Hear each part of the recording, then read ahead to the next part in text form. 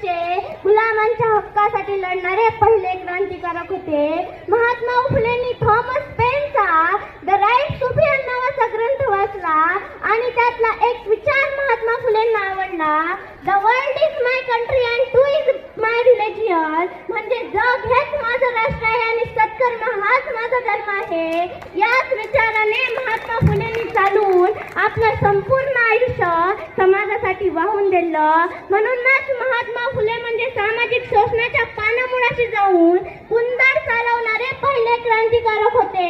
हुनवंताच्या टाचीखाली रगडल्या जाणारा माणसाला माणुसकीच्या प्राथमिक हक्कासाठी लढणारे सैनिक म्हणून दिव्य काम करत होते आणि ते महात्मा फुलेंनी करून दाखवलं. म्हणूनच बुद्धी सम्राट डॉक्टर बाबासाहेब आंबेडकर हे महात्मा फुलेंना आपले गुरु मानतात, तर सावरकरांनी त्यांना राष्ट्राचे निर्माते म्हणून